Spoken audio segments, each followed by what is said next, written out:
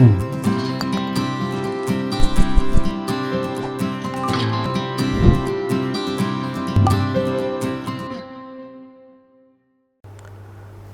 back to SWAYAM course on Design Thinking and Innovation. This is week 16. We're going to be looking at the tool section. So we're going to be looking at the details of how to write the report and make the presentation. So section T16, week 16.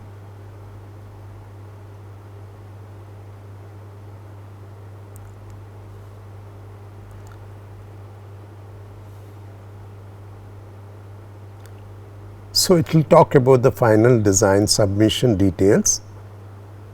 So what do you submit? You need to finalize all aspects of the design solution and documentation of the whole design process all the way from week 1 to week 16 in the form of a written report and a slide presentation. The link for the submissions will be sent over the email. So this is the overview of what you would want to submit. Okay, so the presentation needs to include who, for whom it was designed, what was designed, why was this an important problem to address, issues, what were the problems encountered, how, what was the process used in the design, okay, and design, what was designed. Show iterations of the design's evolution, demonstrate your final design, maybe using a scenario or a prototype. Show highlights of the prototyping story, what are the next steps, the future directions, end it with references and acknowledgements and credits. Okay, so if you look at the week 1 to 16 report presentation, so the report documents the summary progress of the project from week 1 to week 16. In the report, it's mainly in text, images support it. Okay, so the number of pages suggested are 1 to 2 pages for every week. That means for 15 weeks, you have about 30 pages. The specifications are A4 size, vertical format. The size of the font is 11 point, 1.5 spacing. Okay, so this is the rough specifications here. So let's have a look at the presentation that you need to put together. It documents the summary of the progress of the project from week 1 to 16 in a visual format with the text supporting it. So it should include mappings, tables, okay, and also at least one tool for every 2 weeks. Okay, and it has to have 1 or 2 slides for every week, so roughly about 30 slides. The presentation slide is horizontal, prefer the 16:9 ratio horizontal format. Okay, if you are using the font, make it at least 14 point size, okay, and you can use single spaced. So let's look at the steps for making the report. So first you have to finalize your design, then write the report or make the presentation. Okay, and then submit it. Okay, so let's repeat it. First finalize the design, write the final report, make the final presentation and submit both of them. So let's look at some presentation essentials and tips. So if you need to present it in an engaging and crisp manner. Very important, you have to keep the audience involved in your presentation. Design the slides or visuals to reflect the relevance of your topic. Okay, that means that things which go along with your topic are very important to be identified and made into slides. Use your communication design skills to make the presentation visual, okay, and not text dominated, because if it is text, then one can read from the slide. Okay, having visuals makes it a lot more interesting. Design also proper layout, use appropriate typefaces, color and backgrounds. It makes sense to have main titles, subtitles and then running text and images. So there is a hierarchy which is maintained here. nice to have a summary or the content slide in the beginning. Also make use of good appropriate medias for the presentation. So that means that you can use theoretical means or drama, story, scenarios, video to convey your ideas. Preparing a script is a good idea. Reading text from the slide doesn't make sense. So again, continuing with this, the presentation tips, never underestimate the need to rehearse.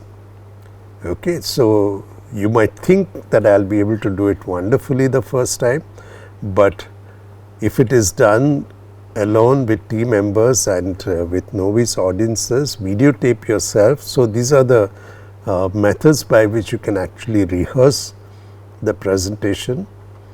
Also, underestimate how long it takes to describe things clearly to an audience. Again, never underestimate how little the audience knows about what is so interesting about your project. You might think the project is interesting, but you have to make it actually interesting to the audience. And do not be dull when you speak, because you need to engage your audiences in your enthusiasm. Make slides visible from the back of the room. You need to try it out. It might look actually readable on your desktop or on your laptop, but when you present it, many times it becomes too small to read. And if there is an audio in your presentation, don't talk over that. So these are simple presentation tips. Okay, so let's look at work ethics itself in terms of its fundamentals. Okay, so if you look at it, first is experience the problem. It is easy to understand the problem if you role play the user and experience the problem by going to the environment and trying out the product or service by yourself. Okay, so you need to get involved in this problem solving process. Many times it's good to sit with friends and ideate, especially for brainstorming, okay, or ideating.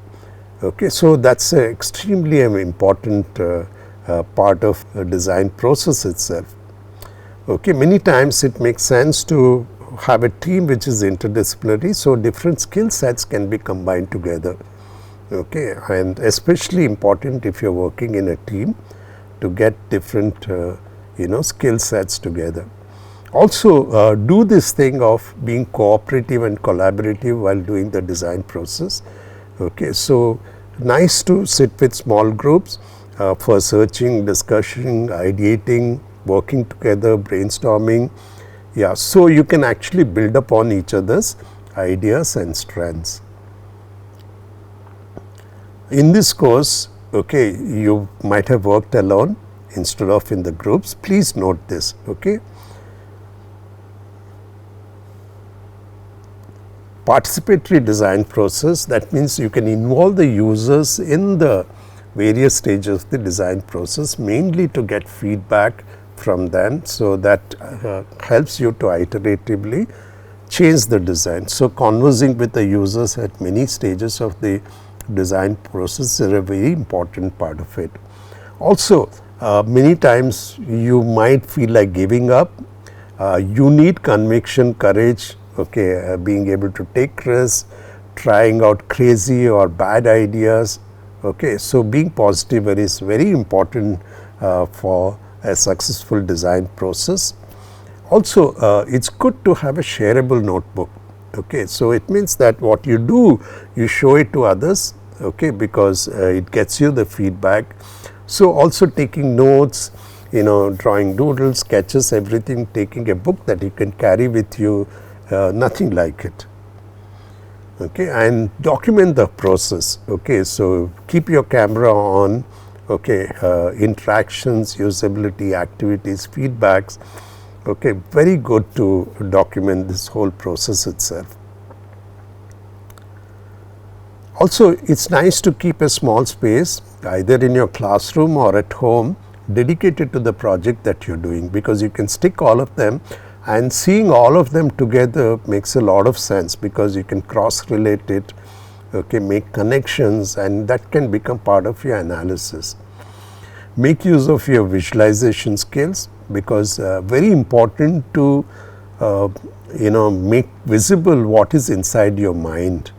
Okay, so sketching, doodling, making idea sketches, okay, being visible, is a very, very important part of the design process.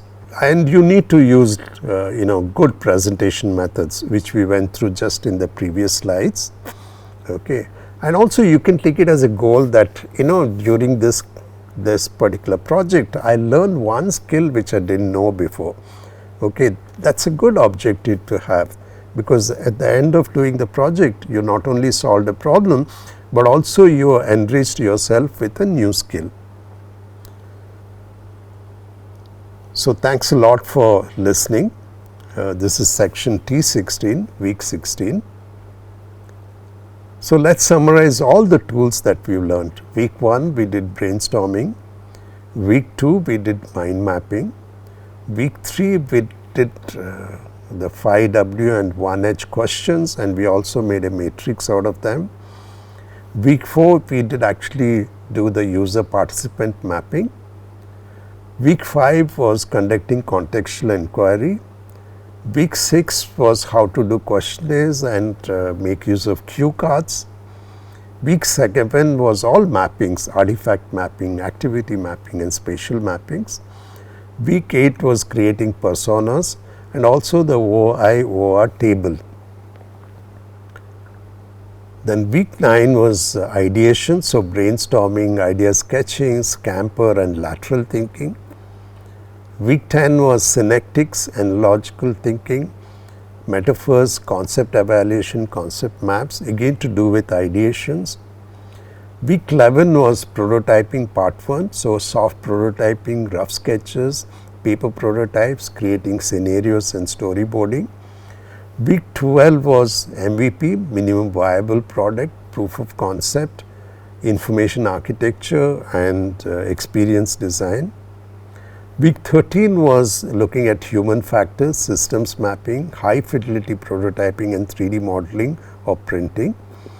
Week 14 was usability studies, which you got the feedback and you finalized the design. Week 15 was trying to make it into a business model, making a pitch presentation, also details about IP, Creative Commons, open source, and open design. And week 16 is actually summarizing it, finalizing your design, and writing a report and making a presentation. So let's look at week 16. We started with the process. We had a look at the tools. Now we will apply it in your project, and then we have a look at the case study.